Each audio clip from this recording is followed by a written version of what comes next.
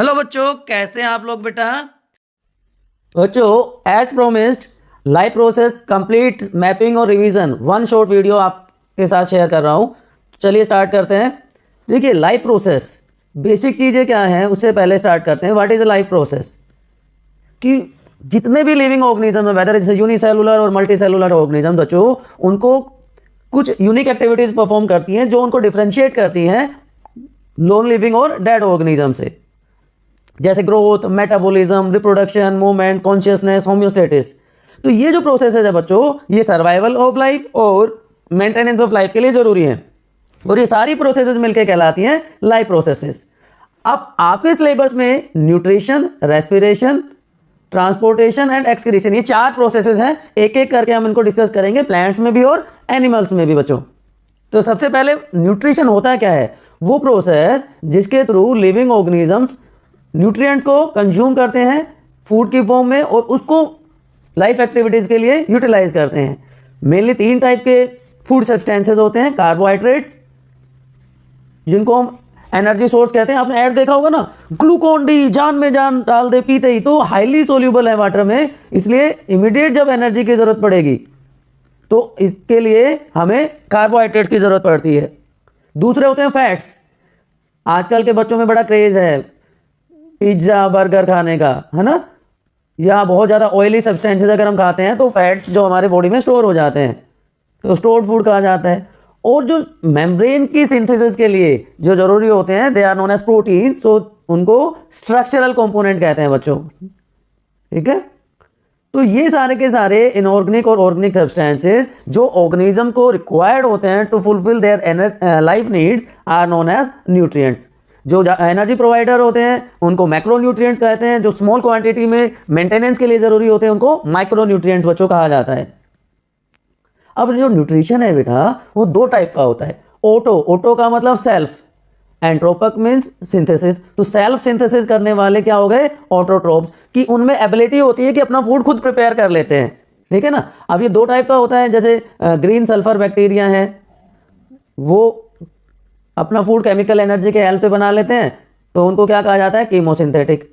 लेकिन जो green plants हैं वो लाइट एनर्जी को यूटिलाइज करके जब अपना फूड प्रिपेयर करते हैं तो उस प्रोसेस को कहते हैं फोटोसिंथेसिस। जबकि जितने भी बाकी ऑर्गेनिजम्स हैं वो डिपेंड करते हैं दूसरे ऑर्गेनिजम्स पे। अब वो सेप्रोफाइटिक हो सकते हैं जो डेड डिकेड मैटर से अपना फूड लेते हैं, जैसे फंजाई हो गए। पैरासिटिक हो सकते हैं जो दूसरे ऑर्गेनिज्म की, होस्ट ऑर्गेनिज्म की बॉडी पे डिपेंड करते हैं। तो ये दो तरह के हो सकते हैं, एक्टो एंड एंडो पैरासाइट। अगर बॉडी के ऊपर है तो एक्टोपैरासाइट और अंदर है तो एंडोपैरासाइट। जैसे लाइस होती है, जुएं होती हैं, वो बॉडी के ऊपर होती हैं, दे आर एक्टोपैरासाइट। लेकिन इकोलाई हमारी बॉडी में प्रेजेंट होता है इंटेस्टाइन में, वो एंडोपैरासाइट की तरह काम करता है। तो एक्टो एंड एंडोपैरासाइट दो टाइप हो गए। और होलोजोइक न्यूट्रिशन, होल फूड लेते हैं माउथ या माउथ जैसी ओपनिंग के थ्रू और फिर उसका डाइजेशन होता है, तो ऐसे न्यूट्रिशन को कह देते हैं होलोजोइक न्यूट्रिशन। क्लियर बच्चों?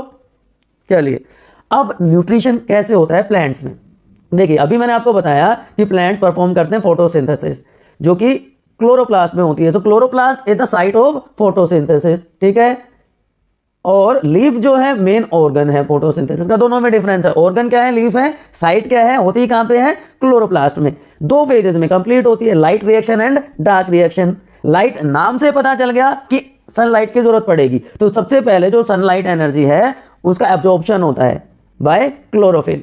ठीक है, उसके बाद क्योंकि वो लाइट एनर्जी के यहाँ पे कोई सेंस नहीं है, तो उस लाइट एनर्जी को केमिकल एनर्जी में कन्वर्ट कर दिया जाता है, और अल्टीमेटली होता है फोटोलिसिस ऑफ वाटर। फोटो का मतलब लाइट और लाइसिस का मतलब ब्रेक डाउन। लाइट की प्रेजेंस में वाटर मॉलिक्यूल का हो जाता है बच्चों ब्रेक डाउन, तो इसे हमें प्रोटॉन्स और या हाइड्रोजन और हाइड्रोक्साइड आयंस मिल जाते हैं। ये यूज करते हैं या ये यूज होते हैं for synthesis of ATP and NADPH2। ये दोनों कहलाते हैं एसिमिलेटरी पावर। और ये एसिमिलेटरी पावर बच्चों यूज होगी आगे जाके डार्क रिएक्शन में, जहां पे फाइनल फिक्सेशन ऑफ CO2 होता है। तो ये जो डार्क रिएक्शन है, it involves reduction of CO2 using this hydrogen. मैंने बताया ना अभी आपको। और इसे हेक्सोज शुगर ग्लूकोज की फॉर्मेशन हो जाती है। प्लांट्स में ये स्टार्च की फॉर्म में स्टोर होता है, लेकिन जब ट्रांसपोर्ट होगा, ध्यान रखना, जब ट्रांसपोर्ट होगा तो सुक्रोज की फॉर्म में होगा। स्टोरेज किसकी फॉर्म में है? स्टार्च की फॉर्म में, लेकिन ट्रांसपोर्टेशन सुक्रोज की फॉर्म में होगा। डार्क रिएक्शन को बच्चों ब्लैकमैन्स रिएक्शन भी कहा जाता है। तो अगर ये वर्ड आ जाए तो आपको कंफ्यूज नहीं होना है, हम डार्क रिएक्शन की ही बात कर रहे हैं। क्लियर? अब न्यूट्रिशन इन एनिमल्स। अब एनिमल्स हैं दो टाइप के, यूनिसेलुलर और मल्टी सेलुलर। तो ये हो गया यूनिसेलुलर अमीबा। तो देखिए 5 मेन स्टेप होते हैं न्यूट्रिशन प्रोसेस के। सबसे पहले इंजेशन, टेकिंग ऑफ फूड। अब ये सराउंडिंग में अमीबा के फूड पार्टिकल्स हैं, और ये अमीबा है, आप यहाँ पे एक वैक्यूल भी प्रेजेंट रहेगा, जिसको बाद में हम फूड वैक्यूल कह देंगे। ये वैक्यूल है, ठीक है। अब ये जो सराउंडिंग फूड है, इसको टेम्पररी स्ट्रक्चर्स डेवलप हो जाते हैं, सूडोपोडिया, फॉल्स फीट, उनकी हेल्प से वो बॉडी के अंदर ले लेता है। तो ये हो गया इंजेशन। अब जो ये फूड था ये पहुंच गया इस वैक्यूल में, तो वैक्यूल क्या बन गया? फूड वैक्यूल में चेंज हो गया। ये फूड वैक्यूल में चेंज हो गया, ठीक है। तो ये हो गया यहाँ पे डाइजेस्टिव एंजाइम्स का एक्शन स्टार्ट। यहाँ पे डाइजेस्टिव एंजाइम्स हैं जो साइटोप्लाज्म में, वो उसके ऊपर एक्ट करना शुरू कर देंगे। तो सेकेंड स्टेप, अब जो डाइजेस्टेड फूड है ये सेल्स में डिस्ट्रीब्यूट हो जाता है, मतलब सेल में एब्जॉर्ब हो जाएगा। तो that is known as third step. और उस एब्जॉर्ब फूड से एनर्जी को ऑब्टेन करना, उस एब्जॉर्ब फूड से एनर्जी को ऑब्टेन करना for various processes, that is called assimilation. And finally जो अनडाइजेस्टेड फूड होगा, जो वेस्ट जिसको हम कहते हैं मेटाबॉलिक वेस्ट जो है, वो बॉडी से बाहर निकल जाता है। यहाँ पे मेटाबॉलिक वेस्ट वैसे वर्ड यूज नहीं करते, अनडाइजेस्टेड वेस्ट कहते हैं, that is known as egestion. आगे बताऊंगा एक्सक्रीशन और इजेशन में फर्क क्या है। चलिए अभी बता देते। तो जो मेटाबॉलिक वेस्ट रिमूव होता है दैट इज एक्सक्रीशन, और जो अनडाइजेस्टेड वेस्ट रिमूव होता है दैट इज इजेशन। फर्क समझ में आ गया? Very good. चलिए आगे चलते हैं। Now nutrition in human being. Complex organisms हैं। होलो जो एक मैंने बताया था, सॉलिड फूड माउथ या माउथ जैसी ओपनिंग के थ्रू लेते हैं। 5 phases, ingestion, taking of food, digestion, conversion of complex food into small simpler form. यहाँ पे डाइजेस्टिव एंजाइम्स का रोल हो जाता है। एब्जॉर्प्शन, डाइजेस्टेड फूड ब्लड में जब पहुंच जाएगा तो वो एब्जॉर्ब हो गया, और उस एब्जॉर्ब फूड की एनर्जी को यूटिलाइज करना in the form of ATP, that is known as assimilation. और उसके बाद जो अनडाइजेस्टेड फूड है उसको बॉडी से बाहर निकाल देना, that is known as defecation और इजेशन। ये 5 फेजेस हैं, 5 फेजेस के ऊपर से सारा प्रोसेस काम करता है, ठीक है। चलिए, अब ह्यूमन डाइजेस्टिव सिस्टम में होते हैं बच्चों 2 पार्ट। एक होता है एलिमेंट्री कैनाल, दूसरे होते हैं डाइजेस्टिव ग्लैंड। एलिमेंट्री कैनाल पूरी जो, अगर हम माउथ से और एनस तक की बात करें तो ये लगभग 10 से 11 मीटर लॉन्ग होती है, एक मस्कुलर ट्यूब। सबसे पहले आ जाता है माउथ, जहाँ पे अपर और लोअर लिप्स उसको गार्ड करते हैं, लैब्रम और लैबियम। उसके बाद दूसरा पार्ट जो आ जाता है that is known as buccal cavity, जहाँ पे टीथ और टंग मेस्टिकेशन में और मिक्सिंग में सलाइवा की हेल्प करते हैं। Then it goes to throat और pharynx, oesophagus, then stomach, small intestine, large intestine, and finally reaches to anus. और ग्लैंड्स की बात करें तो सलाइवरी, गैस्ट्रिक, इंटेस्टाइनल, पैनक्रियाज और लीवर, ये 5 ग्लैंड्स यहाँ पे प्रेजेंट होते हैं जो फूड की डाइजेशन में हेल्प करेंगे। एक एक करके बात करते हैं। देखिए, सबसे पहले जो फूड है वो पहुंचेगा कहाँ पे? इस माउथ में, ठीक है। ये इंजेशन के लिए एंटीरियर ओपनिंग है। क्लियर बच्चों? फूड पहुंच गया माउथ में। माउथ में कहाँ है? बक्कल कैविटी है। बक्कल कैविटी में टीथ और टंग दोनों चीजें प्रेजेंट हैं। तो टीथ क्या करेंगे? टीथ करेंगे breaking of food, incisors, canines, premolars और मोलर्स, ये 4 टाइप के टीथ हैं, उसको छोटे छोटे पार्टिकल्स से तोड़ देंगे। और जो टंग है, टंग का क्या काम रहेगा? उसको प्रॉपर मिक्सिंग करेगी, ठीक है। उसके बाद ये फूड पहुंच जाएगा फेरेंक्स में, ठीक है। फेरेंक्स एक ट्यूब है। अब यहाँ पे ही प्रेजेंट होते हैं, इसी के पास प्रेजेंट होते हैं salivary gland. Salivary gland paired structures हैं, आगे अलग से बताऊंगा। यहाँ पे सलाइवरी अमाइलेज या टाइलिन एंजाइम होता है जो सलाइवा सिक्रेट करेगा, जो इस फूड का एक बोल लाइक स्ट्रक्चर बना देगा, जिसको बोलस कहा जाएगा। अब यहाँ से फूड पहुंचेगा बच्चों नीचे की तरफ इस ट्यूब के थ्रू ईसोफेगस में, और मूवमेंट जो होगा उसको पेरिस्टेलिक मूवमेंट कहेंगे या पेरिस्टल्सिस कहेंगे, ठीक है। ये बोल जो थी, बोलस जो था, धीरे धीरे ये मस्कुलर ट्यूब के थ्रू नीचे की तरफ जाएगा बाय पेरिस्टेलिक मूवमेंट या पेरिस्टल्सिस। अब यहां से पहुंच गया स्टमक में, widest part of human alimentary canal, J shape structure. Stomach, fundus, body, pyloric या पाइलोरस, 3 पार्ट होते हैं। फंडस में गैसेस स्टोर होती है। बॉडी ये मेन एरिया है जहाँ पे बच्चों डाइजेशन होता है, यहाँ पे मेनली डाइजेशन होता है बॉडी पार्ट में। फंडस वो स्मॉल इंटेस्टाइन के ड्यूडेनल पार्ट से अटैच हो जाता है। यहाँ से फिर फूड पहुँचेगा स्मॉल इंटेस्टाइन में। स्मॉल इंटेस्टाइन में 99% या जो डाइजेशन है कंप्लीट हो जाता है और एब्जॉर्प्शन शुरू हो जाता है। और लास्टली जो लार्ज इंटेस्टाइन है, लार्ज इंटेस्टाइन में सिर्फ वाटर का और मिनरल्स का एब्जॉर्प्शन होगा और फीकस की फॉर्मेशन हो जाएगी। ये फीकल मैटर टेम्परली जाके रेक्टम में स्टोर हो जाएगा और एनस के थ्रू हमारी बॉडी से बाहर निकल जाता है। तो ये अलग अलग पार्ट्स हैं हमारे डाइजेस्टिव सिस्टम के। अब बताता हूँ क्या होता है हमारे ग्लैंड्स में। सबसे पहले सलाइवरी ग्लैंड। सलाइवरी ग्लैंड का मैंने पीछे भी बताया आपको, पेयर्ड ग्लैंड्स होते हैं। पेयर्ड ग्लैंड हैं, only gland which are paired. 3 pair हैं, पैरोटिड, सबमैक्सिलरी एंड सबलिंगुअल। ठीक है, 3 ग्लैंड है। लिंगुआ का मतलब होता है टंग, तो टंग के नीचे, चीक्स पे और सबसे ऊपर। उसके बाद ये सलाइवा सिक्रीट कर देंगे जिसमें टाइलिन एंजाइम सलाइवरी अमाइलेज है जो स्टार्च को सिंपल शुगर्स में और यहाँ पे माल्टोज में कन्वर्ट कर देगा बच्चों। ठीक है, ये काम होता है सलाइवरी अमाइलेज का। उसके बाद स्टमक में गैस्ट्रिक ग्लैंड है जो एसिडिक गैस्ट्रिक जूस सिक्रीट करेंगे। उसमें क्या क्या होता है, मेनली HCl होता है जो इनएक्टिव पेप्सिनोजन को पैप्सिन में कन्वर्ट कर देता है और प्रोटीन डाइजेशन में हेल्प करता है। उसके अलावा म्यूकस और वाटर यहाँ पे बच्चों प्रेजेंट होता है। इंटेस्टाइन के सिक्रेशन को कहा जाता है इंटेस्टाइनल जूस या सक्कस एंटेरिकस। अब इसमें यहाँ पे क्योंकि सारा डाइजेशन होना है तो यहाँ पे लीवर की जो सिक्रेशन है बाइल जूस वो भी आ जाता है। जो पैनक्रियाज की जो सिक्रेशन है पैनक्रेटिक जूस वो भी यहाँ पे आ जाता है। ठीक है, और सारा एक्शन एक साथ होता है। लीवर लार्जेस्ट ग्लैंड है हमारी बॉडी का जो कि बाइल जूस सिक्रीट करता है, प्रोड्यूस करता है बाइल सॉल्ट और बाइल पिगमेंट के प्रेजेंस में।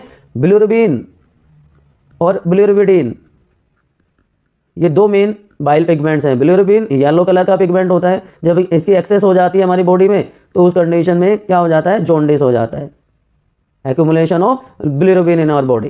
ठीक, और ये जो बाइल सॉल्ट्स हैं they help in emulsification of fats, कि जो लार्ज फैट ग्लोब्यूल्स हैं वो मेम्ब्रेन को क्रॉस नहीं कर पाते तो उनको छोटे छोटे पार्टिकल्स में, ये लार्ज ग्लोब्यूल्स हैं इनको छोटे छोटे पार्ट में डिवाइड कर देना, that is known as emulsification of fats. अब ये जो मैं बता रहा था कि माउथ में जब फूड सलाइवा के साथ मिक्स हो जाएगा तो बोल बन गई, उसको कहेंगे बोलस। जब स्टमक में गैस्ट्रिक एंजाइम्स का एक्शन होगा उसके बाद बन जाएगा chyme. Then in small intestine it is known as chyle and finally large intestine में क्या बन जाता है, ये फीसेस या फीकल मैटर बन जाता है। तो ये डाइजेस्टिव ग्लैंड और एलिमेंट्री कैनाल की बात हो गई हमारी ह्यूमन बॉडी में। अब अगले सिस्टम की तरफ चलते हैं, रेस्पिरेशन। कैटाबोलिक प्रोसेस है जहाँ पे ब्रेक डाउन होता है फूड सब्सटेंसेस का प्रोड्यूस एनर्जी, और वो एनर्जी बच्चों होती है in the form of ATP। जो एनर्जी मिली फूड से न्यूट्रिशन प्रोसेस के थ्रू और वो स्टोर हो गई कॉम्प्लेक्स ऑर्गेनिक मॉलिक्यूल्स की फॉर्म में, उसको हम डायरेक्टली यूज नहीं कर सकते क्योंकि वो है क्या, पोटेंशियल एनर्जी। तो उस पोटेंशियल एनर्जी को यूजेबल केमिकल एनर्जी में चेंज करना, ATP में चेंज करना, उस प्रोसेस को क्या कहते हैं, रेस्पिरेशन। क्लियर बच्चों, और साथ में heat energy is also released. तो 2 तरह का रेस्पिरेशन होता है, एरोबिक एंड अनएरोबिक। ऑक्सीजन की प्रेजेंस में होगा जहां पे कंप्लीट ऑक्सीडेशन या ब्रेक डाउन हो जाता है ग्लूकोज मॉलिक्यूल का और CO2 और H2 एज एंड प्रोडक्ट बनते हैं, that is known as aerobic respiration. ये प्रोसेस बच्चों होती है साइटोप्लाज्म और माइटोकॉन्ड्रिया में। 3 स्टेप होते हैं, ग्लाइकोलाइसिस ये कॉमन पाथवे है एरोबिक और अनएरोबिक रेस्पिरेशन के लिए, Krebs cycle and oxidative phosphorylation. Oxidative phosphorylation के थ्रू ही ATP की फॉर्मेशन होगी और इस पूरी प्रोसेस में huge amount of energy is produce, that is 38 ATP molecules. लेकिन अनएरोबिक रेस्पिरेशन ऑक्सीजन की एब्सेंस में होता है, इसलिए कंप्लीट ऑक्सीडेशन है और लैक्टिक एसिड और इथेनॉल जैसे प्रोडक्ट्स की फॉर्मेशन होती है। बहुत कम एनर्जी, सिर्फ 2 ATP मॉलिक्यूल्स प्रोड्यूस होते हैं साइटोप्लाज्म में, और ये 3 स्टेप में प्रोसेस कंप्लीट होती है। ग्लाइकोलाइसिस जो कॉमन पाथवे है एरोबिक और अनएरोबिक रेस्पिरेशन का, decarboxylation and reduction. Human beings की जो RBCs है ना बच्चों, क्योंकि उसमें न्यूक्लियस नहीं होता, दे आर इन्यूक्लिएटेड, तो वो अनएरोबिक रेस्पिरेशन शो करती हैं। बात समझ में आई?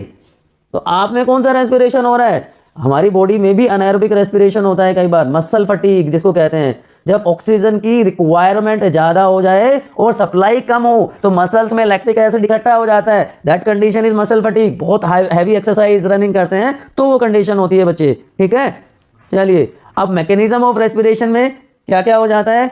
सेलुलर रेस्पिरेशन की बात कर रहे हैं पहले हम, कि ग्लूकोज का जो मॉलिक्यूल था जो स्टार्च के फॉर्म में स्टोर था प्लांट्स में, वो साइटोप्लाज्म में आके और पायरुविक एसिड बनाता है। पायरुविक एसिड 3 कार्बन कंपाउंड है, ग्लूकोज 6 कार्बन कंपाउंड था, तो 2 मॉलिक्यूल बन जाते हैं किसके, पायरुविक एसिड के बच्चों।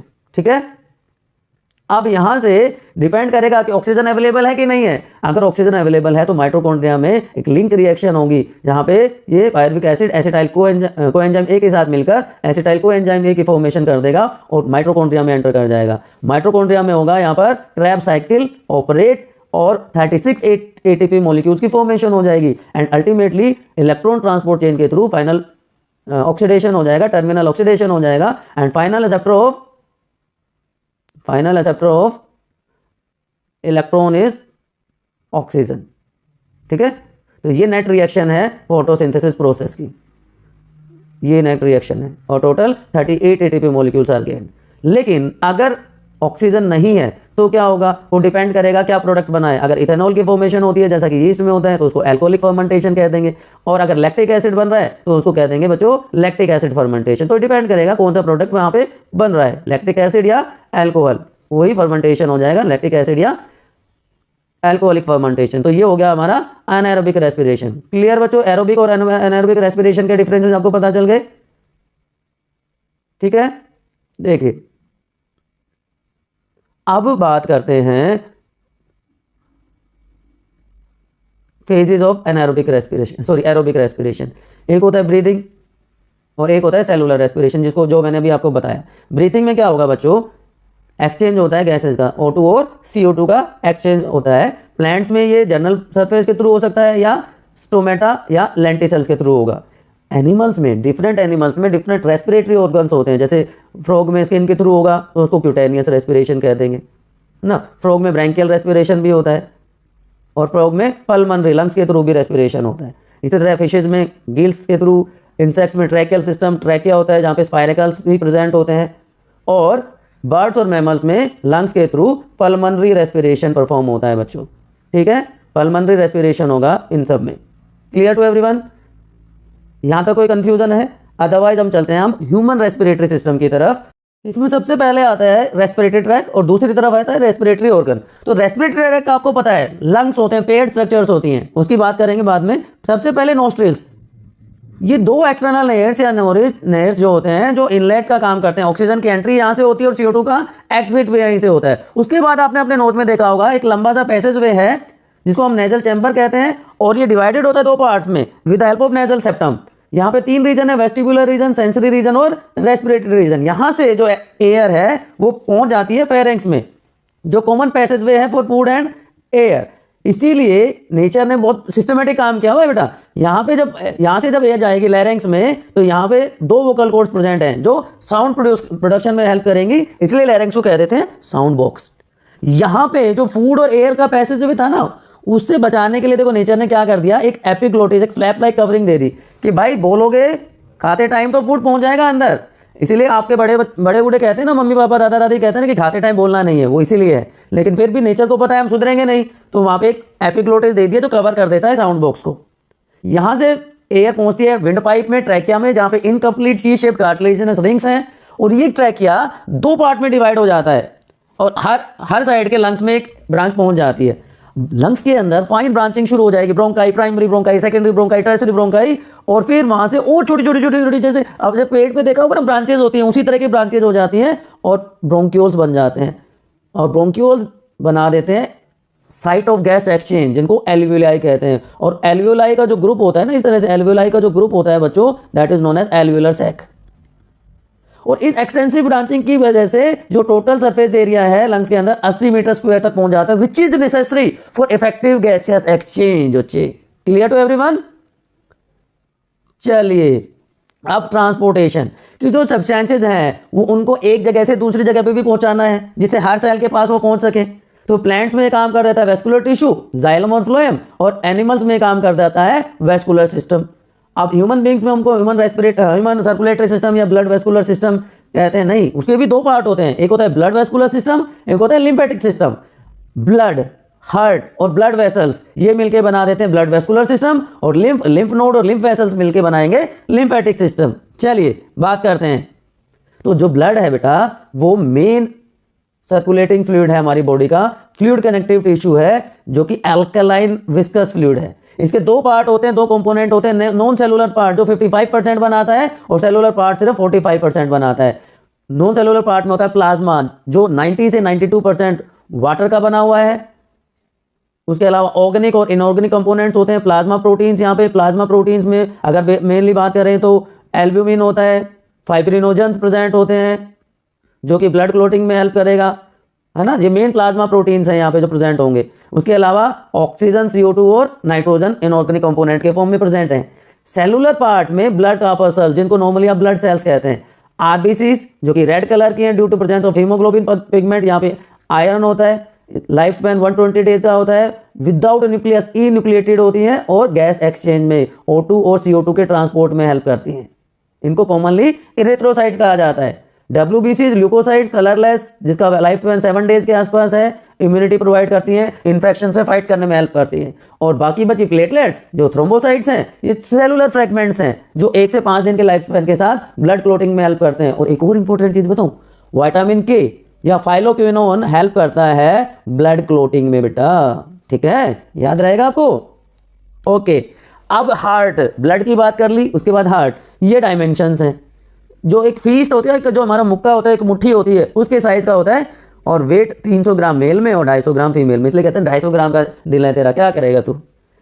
मेन पंपिंग ऑर्गन जहाँ पे 4 चैम्बर्ड है, 2 ऑरिकल्स और 2 ventricles to prevent mixing of pure and impure blood. Pure और इम्प्योर ब्लड की मिक्सिंग नहीं हो पाती यहाँ पे। अगर यहाँ से शुरू करें तो देखिए राइट ऑरिकल, ये राइट ऑरिकल है जहाँ पे सुपीरियर और इन्फीरियर वेना केवा आके खुलते हैं, इम्प्योर ब्लड लेके आते हैं। राइट वेंट्रिकल, ये नीचे वाला पार्ट हो गया जहाँ से इम्प्योर ब्लड जाएगा लंग्स के पास फॉर प्यूरिफिकेशन। लेफ्ट ऑरिकल, ये वाला पार्ट है लेफ्ट ऑरिकल, जो पल्मनरी वेन की हेल्प से प्योर ब्लड रिसीव करता है लंग से। और लेफ्ट वेंट्रिकल, ये नीचे वाला हिस्सा है जो बॉडी पार्ट को ओटा के हेल्प से ब्लड सर्कुलेट कर देता है। जो डोर्सल ओटा है बेटा, वो सबसे बड़ी आर्टरी है जो ऑक्सीजनेटेड प्योर ब्लड को डिफरेंट बॉडी पार्ट्स में लेके जाती है लंग्स के अलावा। और पल्मनरी ओटा उल्टा काम करेगा, CO2 ब्लड कैरी करेगा लंग्स पे from different body parts. Superior और इंफीरियर वेना केवा की हेल्प से ये ब्लड कलेक्ट होता है, इम्प्योर ब्लड कलेक्ट होता है। एंड पल्मनरी वेन्स, ये पल्मनरी वेन्स हैं, ये पल्मनरी वेन्स हैं जो कि ऑक्सीजनेटेड ब्लड लेके आती हैं लंग से इनटू लेफ्ट ऑरिकल। क्लियर बच्चे? ओके जी। अब ये ब्लड वेसल्स है, इनका कंपैरिजन आप देख लीजिए। आर्टरीज प्योर ब्लड कैरी करेंगे except pulmonary artery, veins impure blood carry करेंगे एक्सेप्ट पल्मनरी वेन। और जो इंटरकनेक्टिंग स्मॉलेस्ट आर्टरीज और वेन्स होती हैं, आर्ट्रियोल्स और वेन्यूल्स जो होते हैं, दे आर कैपिलरीज, ठीक है। थिकेस्ट होती हैं, ये थिनेस्ट होती है, थिन होती है और थिनेस्ट है कैपिलरीज। आर्टरीज में वॉल्स नहीं होते, लेकिन वेन्स में वॉल्स होते हैं to prevent back flow of the blood, ठीक है। यहाँ पे आर्टरीज में हाई प्रेशर पे ब्लड फ्लो करता है क्योंकि वो डीपली प्रेजेंट है, लेकिन यहाँ पे ये सुपरफिशियली प्रेजेंट है और ब्लड स्लोली फ्लो करता है, धीरे धीरे धीरे धीरे, ठीक है। तो एक कंपैरिजन है आर्टरी वेन्स का, आप नोट डाउन कर लीजिएगा। अब बात करते हैं blood circulation, closed complete double circulation होता है, ठीक है। देखिए राइट वेंट्रिकल से डीऑक्सीजनेटेड ब्लड पल्मनरी ओटा की हेल्प से लंग्स में गया, ठीक है। लंग्स में जाने के बाद क्या हुआ, ये पल्मनरी सर्कुलेशन कहलाता है, ठीक है। ओके, अब यहाँ से लंग्स से प्यूरिफिकेशन होके ब्लड पल्मनरी वेन के हेल्प से लेफ्ट ओरिकल में आया, है ना। तो ये क्या हो गया, पल्मनरी सर्कुलेशन। अब लेफ्ट ओरिकल से बाइकस्पिड वॉल्व से होता हुआ लेफ्ट वेंट्रिकल में जाएगा, ठीक है। और लेफ्ट वेंट्रिकल से फिर ओटा की हेल्प से बॉडी पार्ट्स में चला जाएगा। बॉडी पार्ट्स में जब जाएगा तो यहाँ पे CO2 मिक्स हो गई, O2 यूज हो गई, और फिर वो CO2 वाला जो ब्लड है वो सुपीरियर और इंफीरियर वेना केवा ने कलेक्ट करके राइट ओरिकल के पास भेज दिया। राइट ओरिकल से फिर राइट वेंट्रिकल से होता हुआ फिर से लंग्स में चला गया। तो ये पूरी प्रोसेस होती है जिसको हम डबल सर्कुलेशन कहते हैं। Passing of blood twice through heart during one complete circulation is double circulation. याद रहेगा बच्चों, आगे मैं इसको और एक्सप्लेन कर रहा हूँ। देखिए यहाँ पे ये पल्मनरी वेन से आया, बाइकस्पिड वॉल्व लेफ्ट ओरिकल से लेफ्ट वेंट्रिकल में भेज देते हैं, ओटा बॉडी पार्ट्स में लेके गया, ऑक्सीजन यूज हो गई और CO2 मिक्स हो गई। अब ये हो गया इम्प्योर ब्लड। इम्प्योर ब्लड ने इसको सुपीरियर और इंफीरियर वेना केवा ने कलेक्ट किया और भेज दिया राइट ओरिकल के पास। राइट ओरिकल से ट्राइकस्पिड वॉल्व की हेल्प से राइट वेंट्रिकल में और फिर पल्मनरी आर्टरीज को ले गई लंग्स में for purification. As simple as that. आपको याद रखने में बहुत ईजी रहेगा इस तरह से आप अगर लिखोगे तो, ठीक है।